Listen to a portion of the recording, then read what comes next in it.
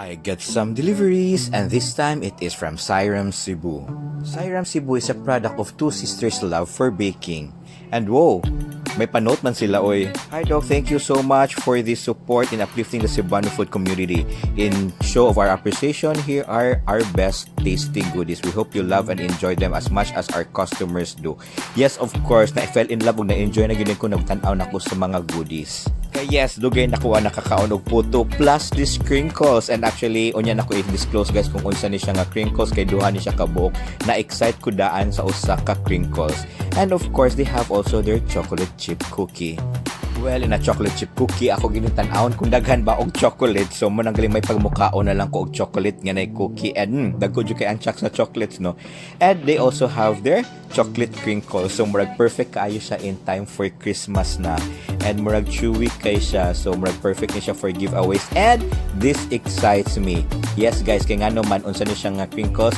This is an Ube Crinkles. And of course, naasad sila puto.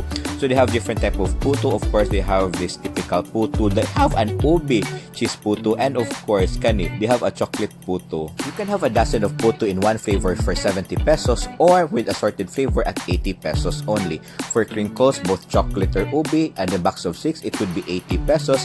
And for the chocolate chip cookies, it will be 90 pesos for a box of 6. For that, mga ona ta guys, and mo gini akong ka-excited ang chocolate nga puto. Kay di ba puto nga chocolate yan napay chocolate sa top. So di ba lami gyud kaayo. And ang sunod yun akong ganahan kay kaning ube cheese puto. So di ba murag na may ube cheese pandesal. Well kani siya is a puto. So murag mas kakanin so mas lami gyud siya. And of course they have this classic puto. And now kaunay ta silang chocolate chip cookie and mas na-excite jud ko aning crinkles. Yes, they have their chocolate crinkles and yay. I've missed this with kaayo. Actually, dugay-dugay na ko nakakaon ng crinkles. And kanigi dayon, that really excites me. Ang ube.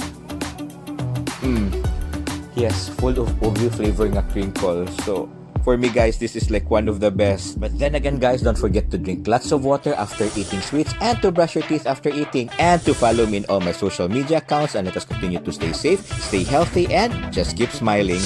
Bye-bye!